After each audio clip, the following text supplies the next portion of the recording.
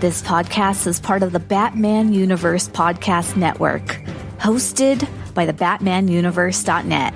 Check out everything related to Batman and the entire Bat family at the BatmanUniverse.net, including news and original content related to comics, movies, television, merchandise, video games, and more. Also, check out some of the other unique podcasts that TBU has to offer. Consider supporting this podcast by becoming a patron on Patreon. Even $1 can go a long way in supporting this content that you enjoy. Look for a link over at the BatmanUniverse.net to offer your support now. And now, on with the show. Hi, my name is Peter Tomasi. Hi, this is James Hyman IV. Hi, I'm Dan Jurgens. Hey, I'm Dustin Wynn. This is Jim Lee. Hey, this is Scott Snyder. This is Mark Hamill speaking. This is Kevin Conroy. This is Tim Sale. Hello, everyone. I'm Batman, and you're listening to my podcast. Hello, and welcome to the Batman Universe Comics Podcast, Season 12, Episode 22. Today we cover Batman number 100, the ending of Joker War. I'm your host, Ian, and I have with me... This is Steph. And this is Theo. And Theo has just finished moving, so he's got a wonderful echoey new house quality to his recording, so that's pretty fun. I'm a little upset because nobody volunteered to help. I would have if I weren't half a country away. I didn't know you were moving. I wanted to get us started with a little bit of media consumption conversation. What have you guys been reading or watching in the last couple of weeks since we did our last episode? I have been watching, I've been rewatching, and my husband for the first time have been watching Violet Evergarden on Netflix. That's really good. Oh my goodness. One of my friends on another Discord server is obsessed with that anime. That's his profile picture. It's good. My husband doesn't get hooked on shows that easily, and he was like, "Oh my gosh, this is amazing." But that's been an emotional roller coaster. I think that's. I binge anime all the time, but none of it's really worth mentioning. Yeah, I am still getting used to anime, so when I hear people talk about it, I'm just like, okay. So outside of My Hero Academia and, Naruto and all those popular, well-known, that's been out forever and a day, I am clueless. So, every time I hear somebody talk about anime, I quickly try to jot down the name and go look at it. But the other thing I have to get used to is all the commercials on Funimation. It's just... Well, HBO Max has a few good ones. Erased is really good. I just finished that one a few weeks ago, and then that's on there. But all of Miyazaki's stuff is on there. All of the Ghibli movies are there. Oh wait, HBO Max has that? All of them. Oh, those are fantastic. Those are fantastic. Those are worth watching. For now, at least, because I know there was rumor that they were looking to get rid of, sell that off to somebody. Well, I think that's the Crunchyroll part of it. I don't think the Ghibli movies count as Crunchyroll. Yeah, because Ghibli is a film thing instead of a TV thing, so it's got different licensing deals usually. Which I'm surprised they have the ones they do, because unless all the ones that are licensed by Disney aren't on there. Disney sold it. Disney, yes! I know. Get your fingers off my Totoro. I know, right? But I think they bowed out right before House on Poppy Hill came out, which that one kind of delved a little into possible unintentional incest, and I don't think Disney wanted any part of that. But it was such a good movie. It was such a good movie. It's so good.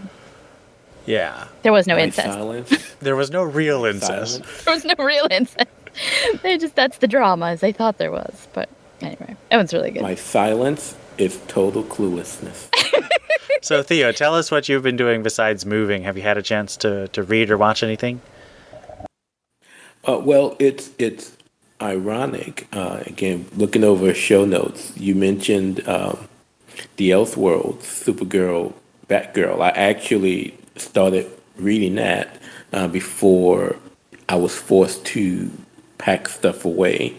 And as far as TV is concerned, I turned my TV on for the first time in about a week and a half last night to watch the Saints play, and I made it through halftime before I crashed into another world. So I hope to get back to normal on TV watching and reading and doing my reviews. Thank you again, Ian, for taking care of that for me. Of course. Yeah, but the last few weeks have just been really rough with work and moving, and it's just the two of us who did the move. So we had to move my stuff into our place, and then I had to move her stuff out of storage into our place. So it was basically moving 2 homes in 2 days. Oh, wow. Oh, my goodness. Oh. Plus, we were dealing with a hurricane too. So Oh, yeah. Yep. I forgot that was something. I saw it on the map and I was checking the weather. I was like, barf. And I was like, oh, it's not coming in my direction. And then I forgot because I'm a horrible human being. Well, I managed to do something I've been wanting to do for a while because I bought the Dark Knight trilogy on Blu-ray. And so my brother and sister and I sat down and watched all of it in one day. Aww. And it was pretty cool. It's the first time I've ever done all 3, or even any more than one of them at a time. And it was very cool seeing all the threads that were woven throughout the series. Batman Begins is still my favorite because I'm a heretic. you're not alone. That's mine as well. Oh, score. Even though many will say The Dark Knight was the better movie, Begin is still my favorite. I can The see third the one's my argument that favorite. Dark Knight is better, but Not Dark Knight. I'm sorry. No, say again? Dark Knight's the one with Joker, right? Yep. Yeah, Yes. it's the one most people like because they're dark and gross and weird. Sorry. I'll edit that out. I mean, we'll finally get engagement. I mean, I love Catwoman in Dark Knight Rises. I think she's really well done, and I love seeing her and Batman fighting together. I thought that was so cool. But there's something about the thematic unity of Batman Begins that really appeals to me. Yeah, Anne Hathaway was very underrated in that movie, and I Yeah. think I think a lot of people were too turned off with how they portrayed Bane to really give appreciation to how well Anne Hathaway played Selena. I enjoyed it. I thought she did really well in the role. Michelle Pfeiffer still being the best, but I thought Anne Hathaway held her own. Yeah, I think just the way she moved her body was very intelligent and really fit the character. You got a lot of just backstory and motivation from the way she moved her head and the way she used her voice. It was really cool. And the other thing, as Theo mentioned, is I was reading some Elseworlds. I read Elseworlds' Finest Supergirl and Batgirl, in which Barbara Gordon is the guardian of Gotham. And it has a lot of Oracle elements. It's written by Barbara Kiesel, who is a big Batgirl writer in the 80s, I think, and then wrote some stuff later in the 90s. And then I read Superman Speeding Bullets today, which is where Superman was adopted by the Waynes. And so he becomes Batman, and that's a very interesting Elseworlds take. And I was reminded that my biggest problem with Elseworlds is the one-shot nature of them. They usually are either a concept that I have no interest in, so I don't read it, or a concept that I'm really fascinated by and wish they had a whole series about, at least a mini-series, instead of just a one-shot. That's why zombies in DC is so great. It just keeps going and going and going. That's not the That's Elseworlds that I wanted to see. But that's why Kingdom Come is still the best Elseworld story I ever read. Well, I mean, we're seeing a little bit of it with things like the Frank Miller Dark Knight Returns universe and the White Knight universe. So they're starting to play with alternate universes a bit more than I think they used to. But I guess we'll see. We don't really have any comic news that I can think of this week. Solicits are out, I think, at the end of this week. So unfortunately, we won't be able to cover them this episode, but we'll talk about them next time. Solicits. But let's get started on reviews with Batman number 100. I am vengeance. I am the night. I am Batman. Written by James Tynion IV, illustrated by Jorge Jimenez for the main story, Carla Pagulayan for the Clown Hunter story, and Guillaume March for the Joker epilogue. Batgirl activates her clock tower computer and steps into the familiar role of Oracle. As the Bat family fights Joker's army of clowns, Oracle asks the citizens of Gotham to help by staying inside, promising that the Bat family will win back the city block by block. Meanwhile, Commissioner Bullock, sick of the corrupt politicians bowing to Joker, throws his badge to the street and heads out to help. At Ace Chemicals, Batman dodges Joker's attacks and carries Alfred's Jokerized zombie corpse to safety. Joker, in his horrific Batsuit, pursues, stabbing Batman in the back. Batman smashes the Batman mask off Joker's face while Joker blows the factory sky high. Punchline sees the explosion going off too early, and the underbroker informs her that Catwoman stole the money back from Joker and quits. Nightwing leads the Bat family against Punchline and her army of clowns. Oracle hacks through Joker's signal blocker and informs Batman that Joker's clown army is giving up across the city. She tells Batman to take down the Joker. Batman picks himself up from the rubble and shouts out to Joker that the war is over. Joker replies that he's robbed Batman of his bright, shiny future, with his bright, shiny new Batsuit weaponized against him, breeding distrust and discord in Gotham City and bringing out its ugly, violent face once more. Joker strips off the Batsuit and the two fight. Right as the Joker is about to carve Batman's face with the Batarang, Harley Quinn shoots Joker through the eye. She straps a bomb to herself and Joker and runs off, telling Batman that the bombs will explode within seconds. Batman tells Joker that with the suit the Clown Prince of Crime was wearing, Joker has access to gadgets that would disarm the bomb strapped to him. Joker tells Batman that he's going to need to do the disarming himself, thus damning Harley to a grisly fate. Mr. J notes that Batman wouldn't leave him to die, as well as leave Alfred's body behind to roast in the flames. But Batman leaves, and the bomb goes off. A week later, Harley Quinn wakes up in a hospital bed. Batman's in the room with her, and she expresses surprise at being alive. Immediately, she asks if Joker is dead. Batman tells her that Joker used the gadget in the Batsuit to disarm the bomb.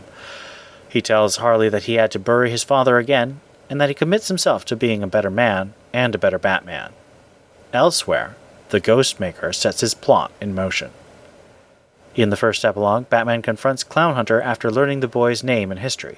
Bao Pham, a Vietnamese-American boy whose parents were killed by Joker 5 years ago. Batman suggests that Bao visit Leslie Tompkins for therapeutic help, and that he will not let Bao continue murdering Joker's former clowns. Bao rejects the offer. Dead Ringer explains that Joker fakes his own death by killing a man at the bar and arranging the body to match his own, though he doesn't apparently shoot the eye out. We learn that Punchline is playing the victim in her trial as part of her plan to spread Joker's message to Gotham. And that is Batman number 100, the conclusion to Joker War, but James Tynion's run is just beginning. So, first question is, what do you think of Joker War as a whole now? It definitely kind of went all over. I think there was a lot of threads that kind of left behind, even in this last issue. Like, you've got Bullock throwing down his badge and telling his cops to do the right thing, and then they don't do anything. And then, although it was cool seeing him side with Batman, although that's kind of destroyed in tech, but whatever. It was cool seeing Oracle in this one. And then we got, like, some little banter between her and Dick, and then that was the end of that. And so, I don't know. I think it had a lot of potential, and I don't think it delivered on a lot of stuff. Like, the Bat family came together and they fought, but you didn't really see too much of it, and they didn't really talk. I don't know. I feel a little let down. I mean, it was good. It was fine. It delivered. It ended. But I don't know. I don't feel like it's like, there's a lot of things that he leaves unresolved because he plans on following up on them, like Clown Hunter, like Punchline, like, I don't know, his relationship with Harley, I don't know, Joker not really being dead, obviously. But I just feel like the story could have concluded a few more of the threads. And I don't know if he's going to actually follow through on the ones that he didn't. What did you think, Theo? If I hadn't read Joker Warzone, I probably would feel pretty close to what Steph is saying with regards to a lot of threads being left open. But I think based on what we saw in Warzone and what we've seen in the epilogues of this issue, that even though there's just a lot going on, that the war ends on a pretty good note from a story standpoint, but in a sort of Scott Snyder type of way, leave the story open, even though it's over, as he's typically known to do.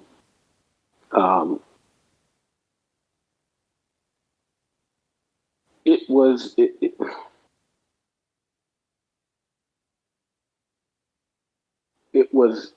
a decent story for what JT was trying to do with regards to set up plot lines for others. There are a few things that I'm not on board with, particularly, Selena or the lack thereof. Mm-hmm. I mean, throughout the entire issue, not counting the Joker future Selena that's kissing Bruce of the future, Selena's 2 panels, a panel and a half, and that's it. And there's more relationship building with Harley going on than it is with the supposed to be girlfriend, wife, however you want to call it, based on how this relationship is supposed to be with Bruce and Selena. But all in all, I think that there is time, and from what we've seen, not only in the epilogues, but also in Warzone, that, to have a little faith that some of these holes that were left open are going to be tied up. I'd agree. I think that the beginning of the tie-ins sort of was a bit unsteady, especially with Nightwing and Batgirl. But then you got to Catwoman and Joker Warzone, and I think that those tie-ins were really good, especially Catwoman.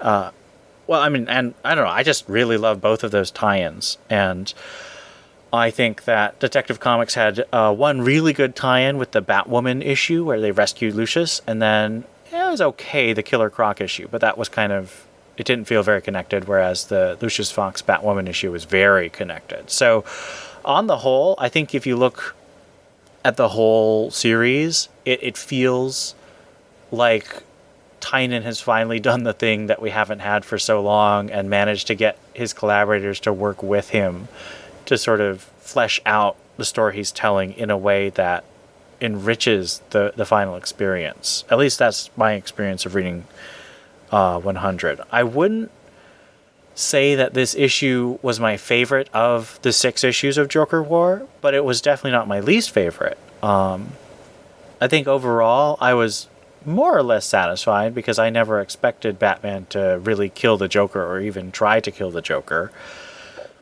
I think it's interesting looking at our predictions last episode with Donovan and Theo and Steph and I all having our own stabs, and I think we all had parts of the truth. I think we guessed, but I'm glad that none of us were exactly predicting, because I would feel a little cheated if James Tynion had the exact same idea that we did and didn't think of something a little more complicated. What do you think is your favorite moment of the whole Joker War, and in this specific issue? So what's your favorite moment from 100, and what's your favorite moment of the whole Joker War? Oh, I don't even remember. I don't know, it started pretty grim, didn't it? Like, there was a lot of Bruce torturing at the beginning. I honestly don't remember. I'm having trouble remembering what all has happened. But, I mean, in this one, I mean, I'm going to be predictable and say that futuristic kiss scene between Batman and Catwoman, because we've got, what is that, You're 80s not going to say Catwoman the hair? moment where Selena looks down and says, "Finish this, No. my love." That was a great No. scene. Ugh, that's social distancing encouragement. I was not a fan of What? She's not even talking to him. Like, is she on comms or something? Because as far as I could tell, she was just talking to herself in the darkness. She's with him in spirit. Yeah, that's my take too. She's nowhere near. She just finished off the whole heist with the getting the money back, and I don't think she's anywhere close. I think she's looking at something that looks like an explosion. I think she's right there. She just doesn't go in. So that made me upset that she wasn't involved at all. But that's the panel where they're kissing, and he's wearing like the new bat suit. Futuristic suit, yeah. Oh, and I get it now. That's the new Catwoman suit. Okay, I like that. I was gonna say because I saw that on Twitter and Tumblr and thought, well, why does she have to change her outfit if he doesn't have to change his outfit? But I forgot that he's got that new blue thing that's really kind of strange. So as long as they're strange together. A new take on the greatest Catwoman suit ever. It's not as purple as it should be, but at least her hair. She's got the purple suit hair, so that's good. But anyway. What about you, Theo? What's your favorite moment in this issue and in Joker War overall? I have a suspicion that we might have the same favorite moment. So, this issue, I'm actually tied with two. Of this issue, the first is him coming face to face with Clown Hunter for the first time, and that interaction, you know, has me quite intrigued on what's gonna happen. Yeah, I'm a little surprised Steph didn't pick that one herself. Well, that one's so sad. It's not my favorite. Yeah, it's the most intriguing for me because again, you look at Clown Hunter and you see a kid who wants to do right and is going to take up Bruce's suggestion only after he kills a few more clowns. You know, so that definitely means, you know, they're going to be butting heads pretty soon, and I'm intrigued to see how Bruce reacts to that, because this is not going to be a situation like what we saw in the annual of Teen Titans when he's facing off with his son.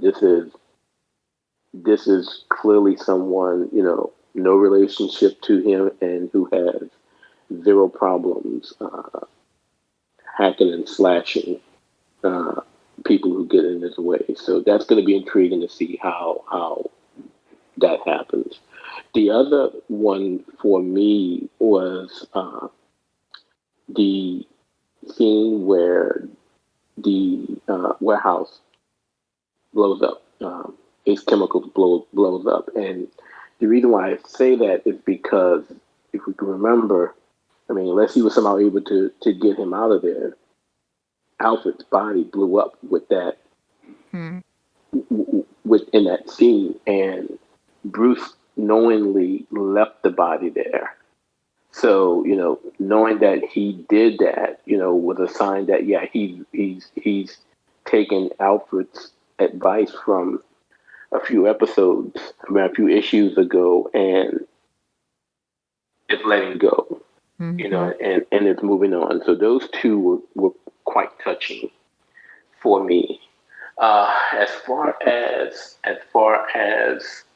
overall, since we're using the word overall, I am going to jump over into Warzone and highlight my girls, you know, popping up in their new suits. So, again, very excited about what the future holds for Steph and Cass especially. Ooh, it looks like we're not going to duplicate. I'm excited. So my favorite episode of this issue was when Nightwing jumps down in front of Clown Hunter and the whole Bat family lines up behind him. I thought that was third place for me, just so you know. okay, but it's. You mean Punchline? What did I say? Clown Hunter? Yeah, I meant Punchline. You're right. But They didn't fight the baby. they will, though. They will. But I just love that kind of moment where the whole Bat family gets to line up, and Jorge Jimenez draws everyone so pretty. This comic was so pretty. I mean, the whole event was so pretty with art. Even the tie-ins were just really gorgeous art all through, and I think that's great. My favorite moment of the whole event, though, was in '98 when Batman is hallucinating Alfred, and Alfred says, "You need to be Batman. You need to accept that you can sometimes fail, pick yourself up, and be Batman again." And that moment still moves me so much, because that, to me, is James Tynion's best statement about Batman so far.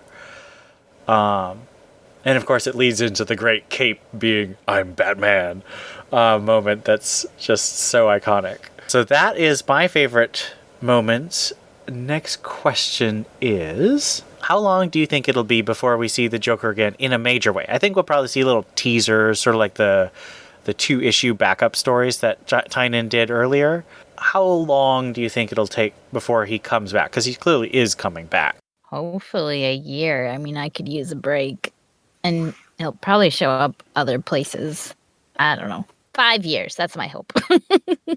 That won't happen, but Yeah, we can only hope. Yeah, I'm in the same page. I'm on the same page with Ian. I think there may be teasers here and there. I think he'll have some play in the Punchline one shot as well. Not sure about the series, but I do know, at some point in 2021 he'll be making a comeback when he and Bane butt heads in that arc that JT teased in Warzone. But hopefully, of all of the arcs that were teased, it turns out to be the last one. So we can get a little bit of a reprieve from the Clown Prince. I agree with both of you. I don't think 5 years is realistic, just because people like buying Joker stories and DC likes selling people Joker stories. But which has always bewildered me, because you hear enough people fuss and rant and rave about the Joker being in Batman and how he's used too much, but the first time they announce a Joker arc or a Joker book or a Joker whatever, everybody's lining up to buy. Mm-hmm. Yeah, I don't quite understand. It might be two different groups, one who's really excited and one who complains. I don't know for sure. You'd have to do like a study to figure that out. But I mean, you're absolutely right. People get really excited about Joker, and then like halfway through the arc, everyone's like, "Oh, Joker's overexposed." And I'm like, but you were excited before, weren't you? I'm hoping it's at least a year, and I think it really depends on if DC decides to stick with the double ship. I really kind of hope that they stop with the double ship starting in January. I don't know how Future State's going to go. People are saying it's going to be like Convergence, where every title is going to have like a future version of it. So like Convergence or Villains Month or Future's End. So I don't know how that'll affect the whole thing, but I do hope that it's at least September or October of next year before we see a major Joker story again. I wouldn't mind seeing a tease of him, but I don't really want him to be a big presence for a while. We were looking at the League of Comic Geeks website to look at all the covers, and we noticed that there seemed to be a lot of people who didn't like the issue, although the overall score was over 8 out of 10, so that's not too bad. What do you think might people really not enjoy about this issue? Well, I mean, just talking for myself, I mean, like I said, there's nothing wrong with it. I just don't think it's a good final issue. Like I saw that I was, not done the issue, and I was looking forward to all the stuff that was going to happen, and then suddenly we're waking up in a hospital, And yeah, she was over, and there's only backups left or whatever they were, mini episodes or issues. So I was a little startled by how quickly it seemed to end. And I just, like I said before, I just don't think enough of the buildup was utilized. Like, Catwoman never really did. I mean, she got the money back and that was cool, but, you know, working on a computer can only be so cool. I don't know. And it just, I think it could have been juicier. And it was just kind of dry. It was fine steak. It was good steak. He used good steak sauce, but you shouldn't have to use steak sauce. It should be juicy all on its own. That's what I think. So to first piggyback on Steph's comments and to give JT fair credit, you know, he mentioned, you know, in his newsletter that, you know, at one point in time, this was supposed to be it, you know, with his run on Batman with issue 100. So it's pretty, you know, from that, you can assume it's pretty obvious that this may not have been the story, the original story he wanted to tell. He may have wanted it to end differently. I know that, you know, to go on back to Ian's question, you know, I'm in several DC related, Batman related subreddits, and you know, I'm a member of the League of Comic Geeks, so I see a lot of those comments as well. And you know, one of the things that I've noticed, at least amongst those who hasn't taken kindly to Tynan's run, is, you know, a lot of them are Tom King fans, you know, who enjoyed King's run on Batman and felt he was shorted by DC by being removed without being allowed to finish up his story in the way that he should have been told. You know, but it still felt weird reading a lot of comments, because for me, a lot of those comments seem to be just completely opposite of the stories that I've read throughout the run, you know, and the things that I've seen as far as setup for the future, whereas plenty don't see it at all.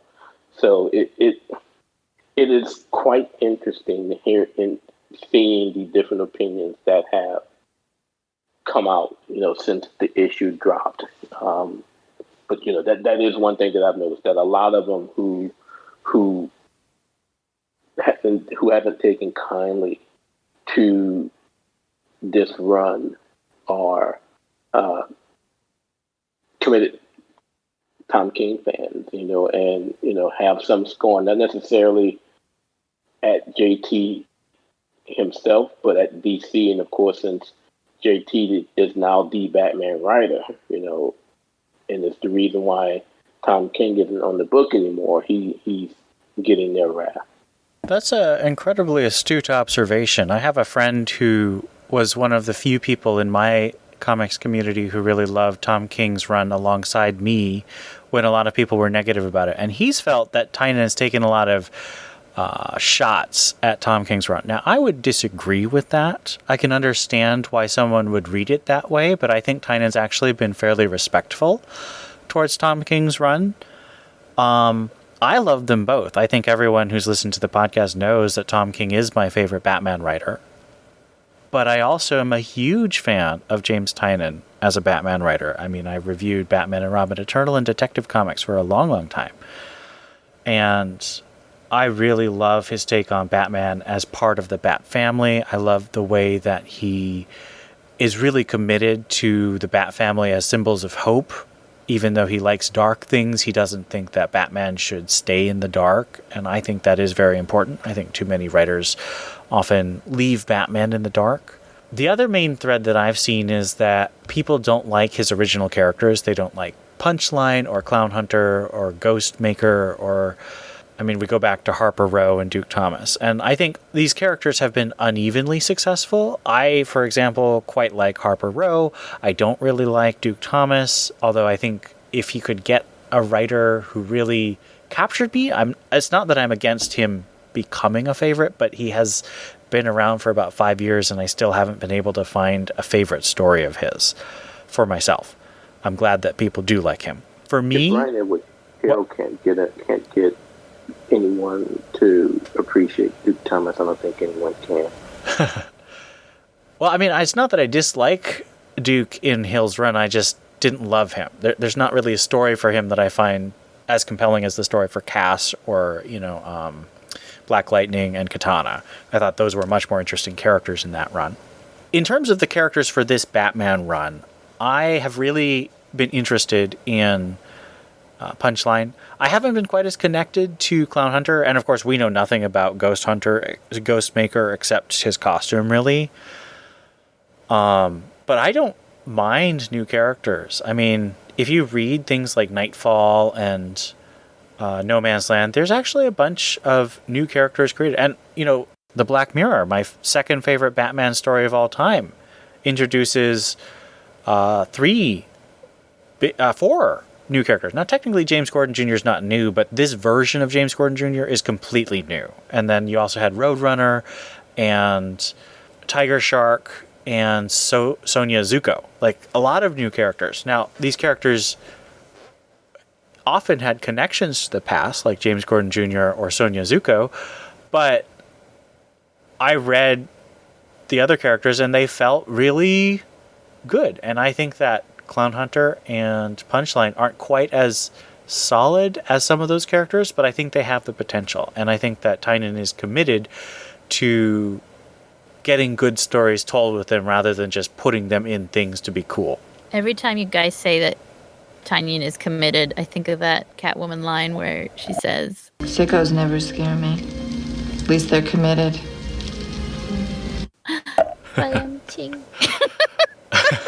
That's a good one. So, last question. What are you most excited for next issue? Are you most excited for Ghostmaker or the appearance of Grifter from the Wildstorm universe? Or just more James Tynion writing Batman? Or what are you most excited for in 101? I hope that some semblance of the family stays together. I know Batgirl's got to go back to her book. And Nightwing's got to go back to B and to his book. But I kind of hope some of them stick around a little bit, especially Catwoman. Why can't you just come home, Stray Kitty? You don't need to go back to your book. Your book is stupid. Whoa. Her book just got really good. Whatever. It's because she's back in Gotham. And she's not in the mansion. She's in a stupid house where she's trained. Oh, so, okay, this is changing topics a little bit. But why is Catwoman, with her house of children she's training to do whatever nefarious dealings, different than the woman who raised Jason in his creepy house of criminal children?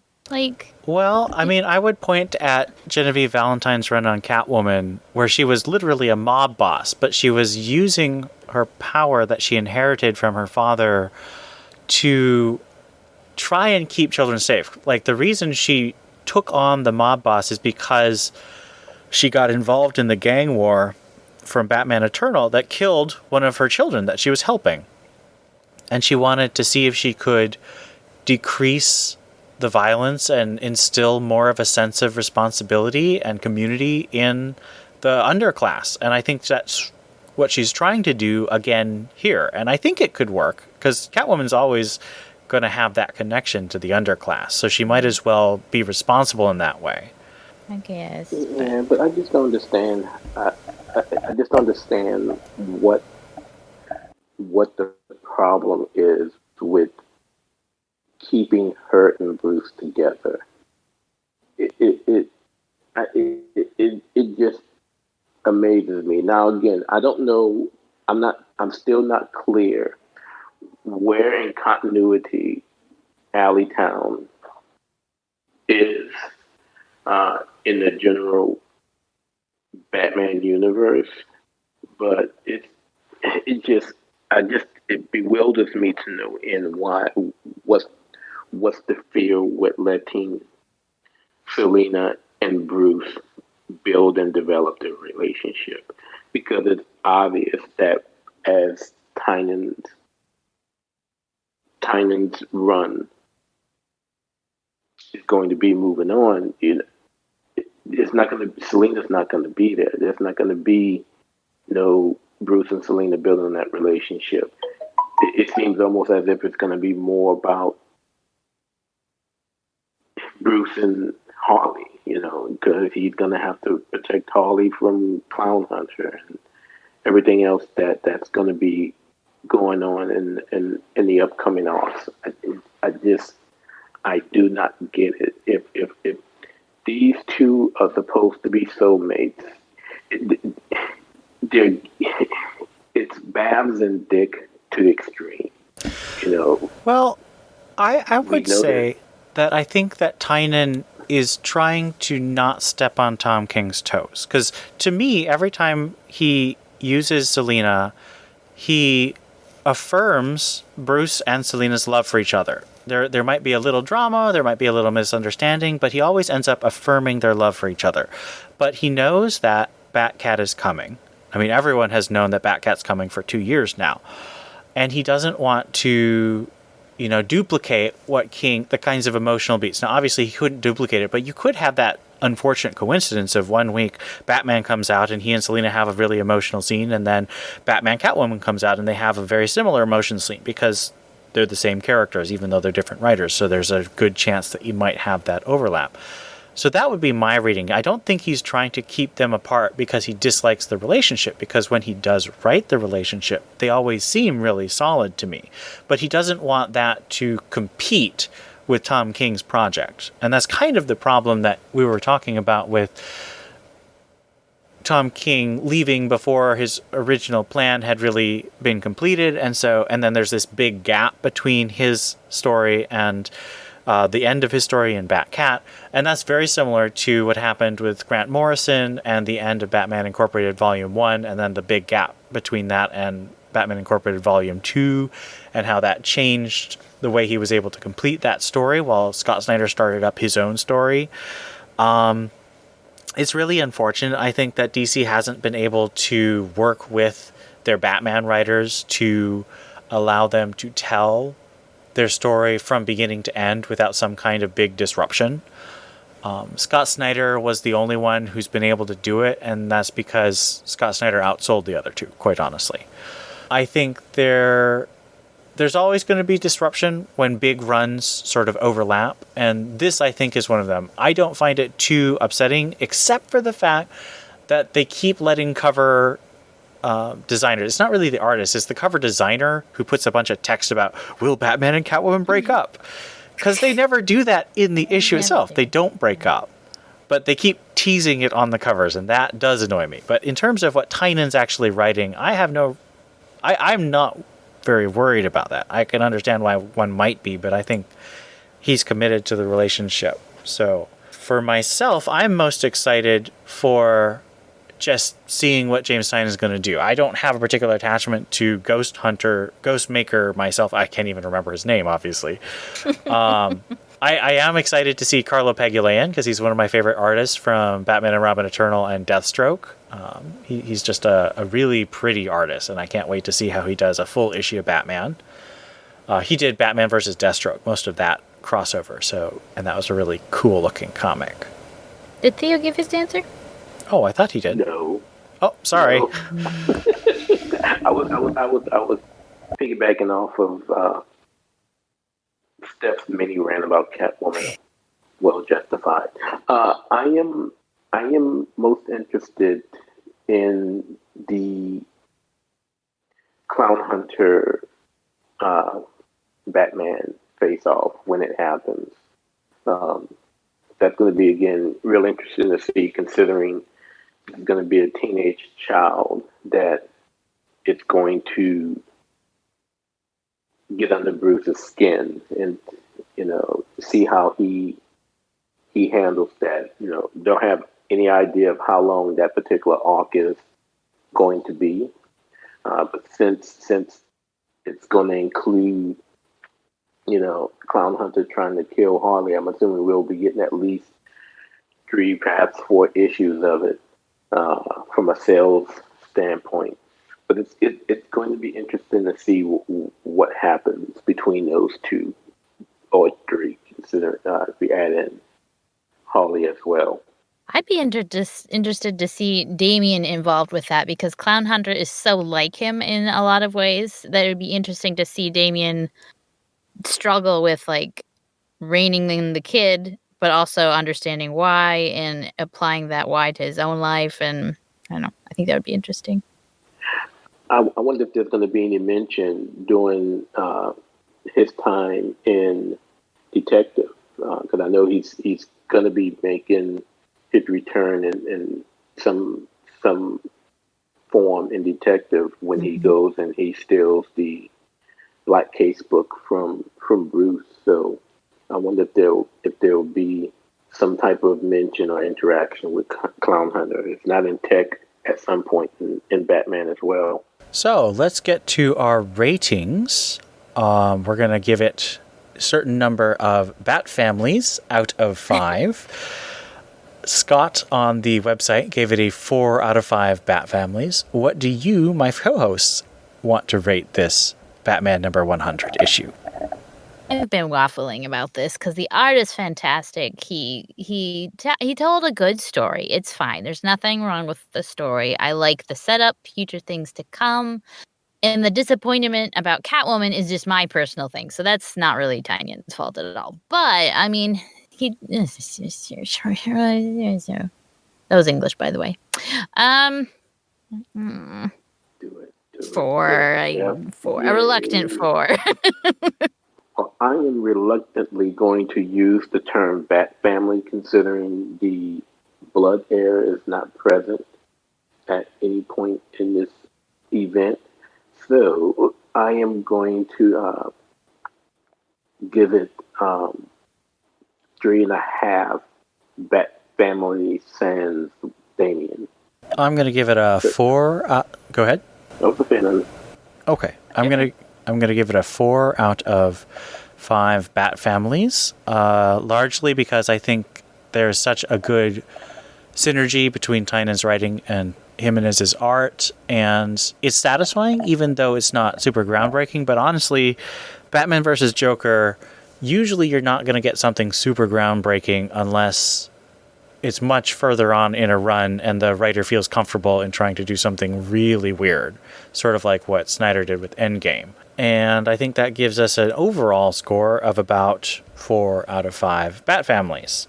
We'd love to hear what you think about this issue and our episodes. Send us a message at tbu@thebatmanuniverse.net, on our Discord server, which is linked on the website, our Twitter at TBU_comics, or if you're a patron, on our Patreon page. Leave us a review on Stitcher or iTunes and we'll read all of your comments and reviews on air next.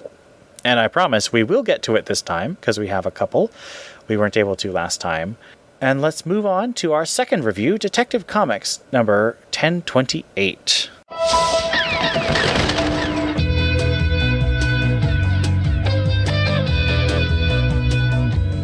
Detective Comics 1028, written by Peter J. Tomasi, art by Nicola Scott. A mysterious horseman kills a detective, and Bruce Wayne muses at the funeral about the detective's long history of corruption. He also notices the presence of Officer Nakano, the officer from Detective Comics 1027. That night, Batman uses a new X-ray tech to look at the corrupt detective's body, noticing that the detective was beheaded after being disarmed by a gunshot. A corrupt judge is murdered and beheaded, and Batman clashes with Commissioner Bullock over Batman's interference. The horseman beheads a third victim on a motorcycle, and a fourth man receives a call telling him of the murders and ordering him to meet at the stables. At the stables, the murderer reveals himself as Stephen Holman, son of Jake Holman, who was murdered by a conspiracy of the four. Batman steps in, stopping Stephen from his fourth murder, and then chases the man in a fierce horse race, capturing him with his back grapnel. Batman gives the evidence of the conspiracy to the Gotham Times. Later, Bruce hears Officer Nakano declare his candidacy for mayor on an anti-mask platform. So, first question, how do you think that Detective Comics 1028 features as a Joker War aftermath story? It doesn't. I mean, it references that Bullock liked him in Joker War, and now he doesn't. It had nothing to do with it. Short answer. Yeah, short of the interaction with Bullock, and short of the appearance of Nakano, you couldn't really tell that this had anything to do with Joker War. I think Nakano's appearance was probably a more apparent callback to Joker War than Bullock being back behind the badge. So you take those two pieces out, and you probably just have a one-shot issue that could be anywhere in continuity. Yeah, I pretty much agree. I was a bit disappointed that we didn't really see what the new Gotham looks like. It felt like it could have happened pretty much any time. There were some references to stuff, and I did like the way he integrated Mariko Tamaki's Officer Nakano story into his story, but it just kind of felt similar to that one issue. I guess that was actually Tom Taylor, though. Never mind. It just felt like it was not really necessary after Joker War. I would have liked to see something that dealt more strongly with something specifically tied to Joker War. I think I was expecting anything, so I wasn't disappointed. It was just there. I was personally very confused about the fact that they just had Harvey be commissioner again. Yeah, I know, right? Like, why not use that as an opportunity to get Jim Gordon back? It just felt really weird. And I would also think that this has to be pretty far down the line from the end of Joker War, because again, Harvey's clearly back as commissioner. Nakano seems to be still recovering, but mostly healed from the events of 1027. So, we might be looking a few weeks after the end of the war. So I don't know if you really want to call it an epilogue or not. I mean, considering what we got in that last Batgirl issue, where they clearly had that it was supposedly a tie-in, and it really wasn't, at least in my opinion.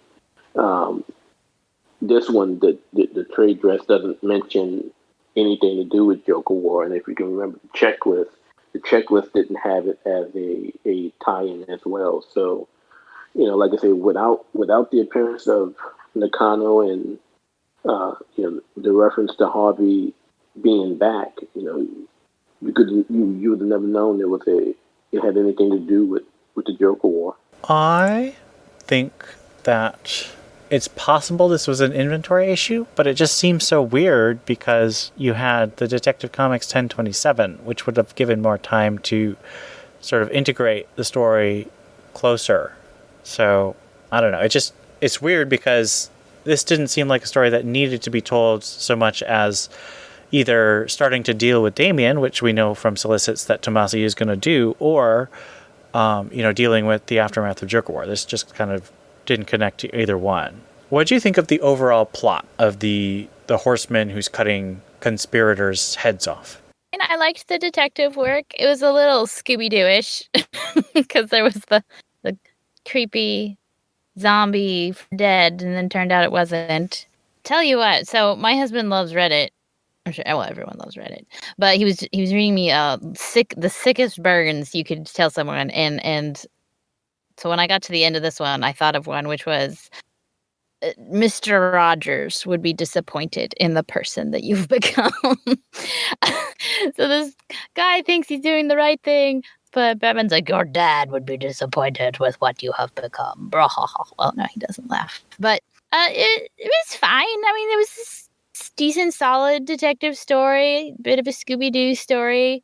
I know exactly what you're talking about, Ian, about the Tom Taylor, Damien story vibe. Like, it really feels like they picked it off the shelf, erased a little bit to tie it into Joker War, rewrote a few lines, and then called it good. Although the Tamaki story guy, yeah, that maybe they just drew him in to tie that into the story. I don't know, but it definitely had a not related to anything feel. But it was fine. It was a good, solid detective story. Like you could give this to anyone and read and say, "Hey, here's a Batman detective story," and they'd be like, "Oh, thank you. It's like Scooby-Doo." Yes, it is like Scooby-Doo. Yeah, this could have easily been a off the shelf one off to bridge one arc to another, and no one would have paid any mind. The story was okay. It wasn't a truly bad story. I will say this though. He initially, as I started reading the issue, was I the only one who may have thought, with the way that the speech bubble was that this was some zombified dead body on that horse chopping off people's heads? I totally thought. No, I thought he was going for like a headless horseman ghost thing. Yeah, and thinking, this is one of Joker's leftover zombies that they weren't able to. Because I mean, the speech bubble was pretty much the same way, and so but it was okay for a one-off. Again, until we see how this thing goes with Nakano, and I'm almost wondering if Nakano loses, because I can't remember what happens in the solicits, but I'm wondering if Nakano loses the election and decides to become mayor instead. I don't know, and it was okay. Let me just leave it at that. It was okay. I thought the mystery itself, while there was some nice detection in sort of examining the evidence and stuff, it wasn't. The villain wasn't very interesting, and the people he was killing weren't very interesting. It just wasn't an interesting one and done. I like a good one and done mystery, but I think if you're going to do that, you should do something like The Brave and the Bold during Tom King's run, where Swamp Thing got involved in a mystery, and there was this deep connection with the theme of fathers and sons. This one's just sort of is actually also about fathers and sons, but you don't feel very much because everyone involved is so petty and there's no connection to them. So it was just there. What? It was just there. Yeah, it's very much just there. It's not bad. Like, it's not James Robinson's run on Detective Comics. But it's not the kind of emotional connection I know Tomasi can get. And I hope that with the return of Damien, we'll start to get that emotional connection again. What do you think of Nicholas Scott's art? How does she compare to the regular artists of Brad Walker and Doug Mahnke? Oh, don't ask me to remember things from the past. It's fine. I mean, okay, so I know it's horrible, but the word that kept going through my mind while I was reading this was serviceable. Like, the art is not bad. It's very good. It's detailed without being scratchy. It's fine. It's good. It's fine. It's good. Scott's art doesn't top Brad Walker. Brad Walker is still, of the three, the best for me. I would put Nicholas Scott probably what Doug Mahnke did in his run. If I had to, if I had a bullet, if I had a gun to my head, I'll probably tilt towards Mahnke. I prefer Nicholas Scott to just go back to doing the spectacular covers that we've been getting, from the Lanterns and Detective and Robin without the Nightwing butt. But it was okay. It definitely was serviceable. I am a huge Nicholas Scott fan, but this issue didn't really wow me. I mean, it was definitely very nice, but there weren't any moments or really cool storytelling moments that stood out to me. And I don't know if that's just because I have a difficult time seeing Nicholas Scott in Gotham. It's not that she doesn't do dark. I just associate her more with the richness of Themyscira on Wonder Woman, or something similar to that, or the very interesting and creepy black magic comic she's doing with Greg Rucka right now. So I don't know. It was an odd fit for me. But the next artist on this, I think, is Bilquis Evely, who was actually the replacement for Nicholas Scott on Wonder Woman with Rucka back in 2017. So that'll be cool. I really like Bilquis Evely. Are you interested in the mayoral election, and how do you think it'll play out? Basically, do you think Nakono will win? Oh, interested? At this point, no, I don't care. Could he turn it into an interesting story that I will care about? Yes. Yes, he could. But, I mean, I don't know anything about him other than he's anti-bat, right? So that's cool. That's original, right? No one's ever done that before. I don't know. I want to wait and see. I've stopped hoping and dreaming and thinking. I just want to see it when it comes and then decide, because I can't. He's a new character, right? We don't know anything about him other than that last little bit from the special. Right? Was he the one that got hurt in the warehouse, or was he the one that was saving his friend? That's the one that was the other cop. The one that got killed by stepping on the booby trap. He was the one that said no matter what, he was going to make Batman pay. Oh, okay. So he was the friend or whatever. Yeah, he was the one who didn't die. Yeah. He's the one that didn't die, right? Okay. Yeah. No, I have no opinion. I'm willing to wait. I kind of hinted already at what I think is going to happen. I do think Nakano is going to lose, and I think at some point that we're going to find out that Nakano and Mera are one and the same. I frankly think he's going to lose simply because, we've seen most of Gotham mayors be of the corrupt type. And so he might just be too goody two-shoes for the Gotham elite to support, and that'll lead him to go down another route. That's how we get the Guy Mera that we supposedly will be getting in a few arcs. But I'm also known to be wrong on a lot of stuff as well, so don't care. Yeah, I'm curious about Nakomo because I think he's a very interesting idea, but he's just a uniformed officer. He's not even a detective, let alone a lieutenant or captain or commissioner. So him becoming mayor seems really far-fetched unless we find out that he actually has some kind of mysterious or sinister funding mechanism. So I am intrigued. Unless we find out, in some further issues that, after the explosion at the Wayne warehouse, that he gets a lot of popularity from surviving that incident, and that's how he's able to throw his name into the race. But it's just, right now we're in off-panel land. Okay, so let's give this issue our ratings out of 5 mounted swordsmen. This was a very respectable, I think, 3 out of 5 headless horsemen. It was fine. It's very fine. 3 headless horsemen for me as well. I have to give it a 2.5. It just didn't quite bump it into recommendable. It's not bad, and if you like this kind of mystery, it's definitely going to be enjoyable, and the art's good. But nothing stood out to me to bump it above the average. So that gives us a total of 3 out of 5 headless horsemen. Let's move on to our listener feedback. Sorry to interrupt, Master Bruce. Ringing your phone now. This needs my attention. We had several pieces.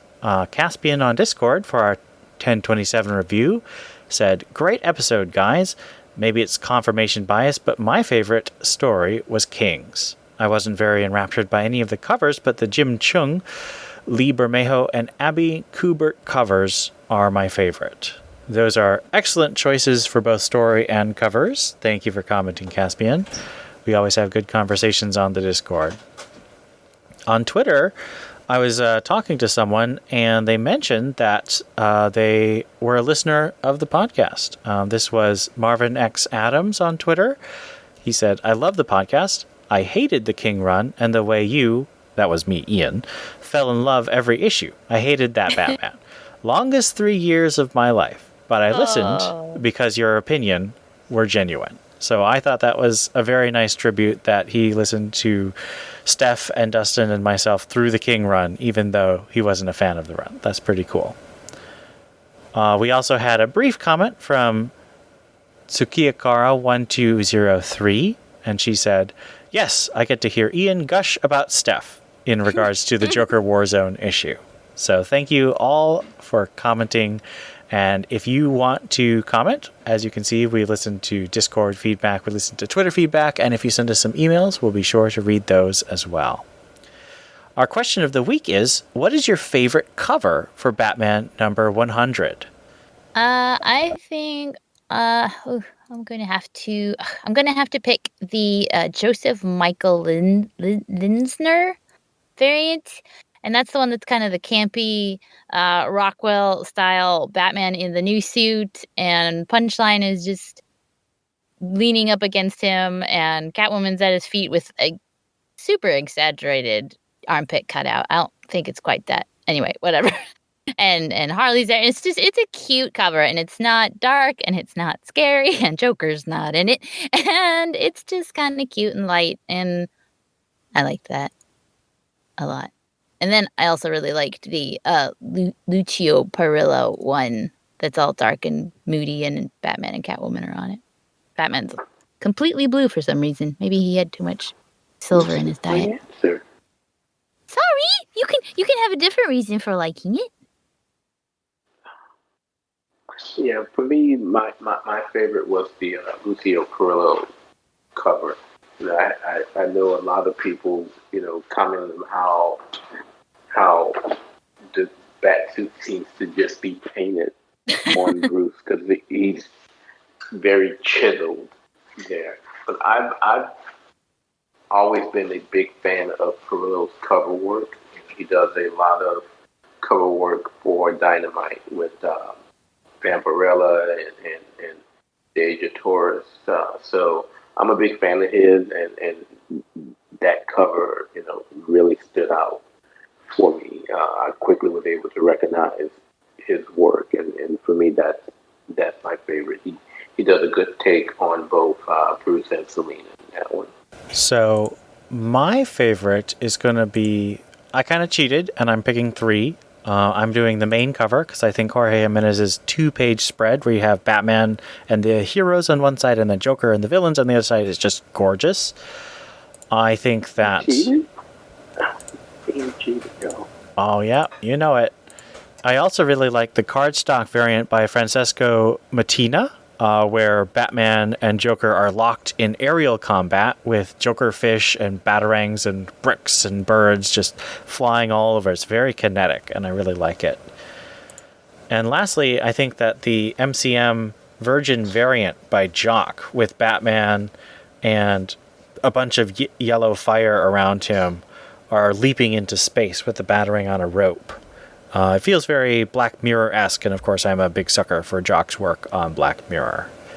So those are my favorites. Let us know. There were a lot of cover variants for Batman number 100, or if you liked any of the ones we already named. Of course, I'll be right, but you can support Steph or Theo and tell me how wrong I am. You're wrong. Of course. I do want to thank our patrons and supporters, Gerald Green, Joshua Lappin-Bertoni, Rob O, Real No Deuces, Tim Garassi, Robert Lewis, Stephanie Mounts, Donovan Morgan Grant, Theodis Wright, Ian Miller, Stanton's Grave, Donald Townsend, Ed Grouse, Brendan Roberts, Hannah Garr, Captain America, Mary Garrett, Austin Davis, Johnny McCloskey, Sam Isaac, and Cody. You make it possible for us to keep doing this, hosting the podcast episodes. And we hope that you will continue to enjoy our Patreon exclusive episodes. We'll do reviews and news commentary, one every month, or a couple actually. We have different teams producing those content for our patrons. I above all want to thank you, our listeners. This has been Ian. This is Steph. And this is Theo. And we'll see you next episode for more The Batman Universe.